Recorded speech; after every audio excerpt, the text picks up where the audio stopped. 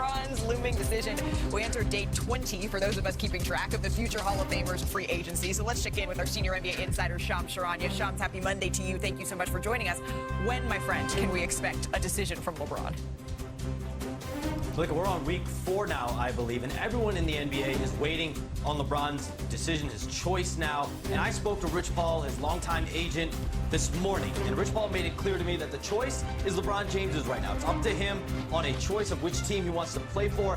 All of the information is in. The teams are set. Everyone's made their moves. There is no decision, no choice yet. There's no timetable on a choice as of yet, but we know the teams. Cleveland, Miami, Philadelphia, Golden State, Minnesota, all are waiting on this. This has a domino effect around the league with other free agents as well. My understanding, though, over the last couple of weeks is that the focus has been primarily, though, on the Eastern Conference teams being Cleveland, Miami, and Philadelphia. And we all continue to wait. Yes, we do. And we know that the last 8 years that LeBron James was in the Eastern Conference, he made it to the NBA Finals each one of those 8 years. But for now, Shams, you and me, our vacations will also have to wait until LeBron James makes this decision. We'll continue to check in with you as this unfolds. So bringing it back inside our Los Angeles studios, Kendrick Perkins beaming in from Houston, Dave McMenamin, Anscapes, Mar Spears, Shanae Ogumake. Dave, you were at FanFest last week. You were with LeBron James. You had a chance to speak to him a little bit. What did we learn? What do we know? What we did learn is that the end is not near. You mentioned the Odyssey in the opening. Of the decision or of the end of no spoilers, please. I haven't watched it. Oh, yeah, Shanae said no spoilers for It's the a Odyssey. minor spoiler. It just keeps going and going and going. And he made it clear that the swan song is not upon us. Okay. If he plays next year, that's not a farewell tour. He compared himself to Bruce Springsteen and the Rolling Stones as artists who still tour 50, 60 years since they first hit the charts with their records. And so that's one thing we learned in terms of what team he's going to play for. He continued to keep it close to the vest. He had some fun with it. You know, he said trust the process. The crowd went nuts on Friday. On Thursday, he said, I hear Warriors, I hear Philly, I hear Miami from people yelling it out from the crowd. He's not let anything. What he did do was echo what he said after Game 4 in the OKC series. Okay. He's like, I want to be in a competitive environment where I wake up every day and I want to pour myself into the work and we're all working towards a common goal. And that so remains the same thing. Right, and that's where you get maybe the Eastern Conference conversation when you talk about being competitive, giving yourself the best chance to win. Perk, we saw you out there at FanFest too. Did you get a chance to talk to LeBron?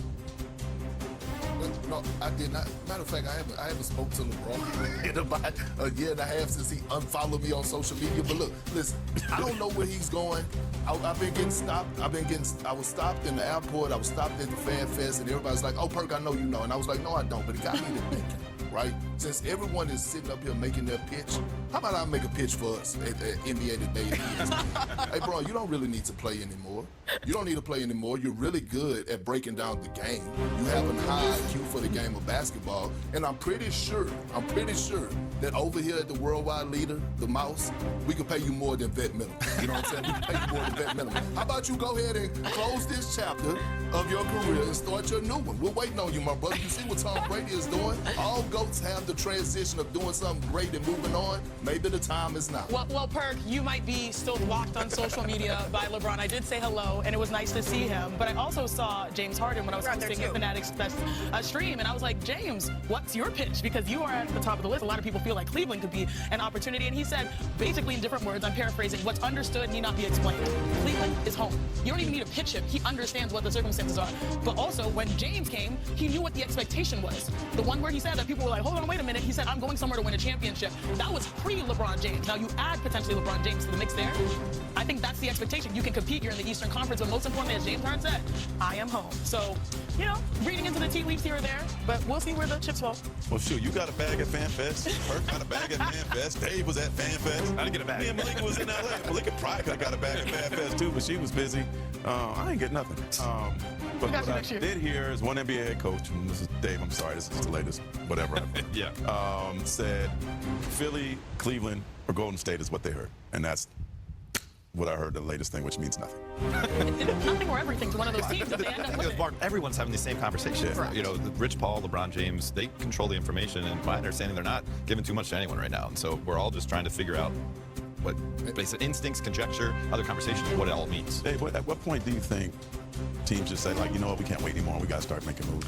I mean, didn't Golden State, I mean, this is no offense to Al Horford, didn't Golden State wait until, like, October for Al Horford last year? Like, teams could wait that long. I hope it doesn't, but I think teams would wait. And he shouldn't rush the process. And Dave, I want to ask you this because I'm getting the same energy and the same vibes that Shams just said about Rich Paul. It's like, you know, usually Rich Paul has a pretty big influence in the decision decision making when it comes to anything that LeBron James does. I think at this point, well, I believe I know that Rich Paul don't know. I believe that Rich Paul is literally waiting on LeBron, and I think LeBron really, honestly, hadn't made a decision. I think he may have taken a step forward, and then all of a sudden he had to rethink things, or he got another voice note. But we're back here again on the start of a new week on a Monday, and I honestly could sit up here and say that LeBron James probably hasn't made a decision yet on where he want to go, and Rich Paul don't even know. Can you agree to that? I mean, I talked to Rich on Friday, and the way he described it to me was that there are no perfect options. And so obviously that means there are still many strong possibilities. But, my response to Rich was like, nothing in life is perfect. And so he's got to figure out what it's going to be for the end. Now I'm curious, because all of us, with the exception of Marco Malika, we're pounding the pavement in New York at Fanatics Fest. And in our multiple conversations, there was one team that kind of had some momentum that was a little bit surprising to me, because I would say a week ago it was clearly Cleveland. Saying but Miami. I'm saying Miami. So, Perk, don't you feel like Miami, amongst conversations, came up like, oh, don't sleep on them? Because when you look at the basketball of it all, he has probably the greatest opportunity to make an impact if he's playing the 1, the 2, or 3 where he normally feasts. Whereas these other teams, he's going to have to slot in with more so of a stacked backcourt per se. Did you hear Miami? Because that was like kind of emerging for me. I did hear that Miami's at the top of the list, but I will say this.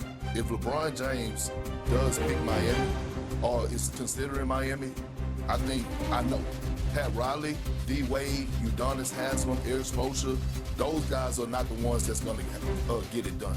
I don't know if Giannis has picked up the phone to call LeBron yet, or if he's planning on doing it.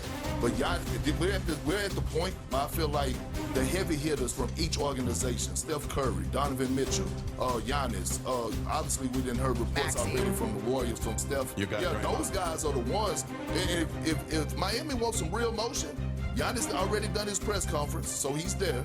He has to pick up the damn phone. That's what LeBron James wants. He want to hear from Giannis. He said we're waiting on one more. He want to hear from the top dog. He did hint at it. Mark and I were talking about this before we started the show. If you think of all the teams, or the finalists, right, of all the players on all those teams, who would be the best single teammate that LeBron could team up with right now? And you'd probably say Giannis, 31 years old, 2-time MVP, and plays both ends. And obviously he's had some injury stuff, and Steph is an all-time great, but Steph's 5 years older than Giannis. Sure. Best fit? It seems like best fit might be Minnesota, but it seems like that when we're looking at the Eastern Conference. Should we do it? Should we make a proclamation right here, right now? Should we? Are we going to continue? Should we say right now, we're not going to lead the show with LeBron until a decision has been made?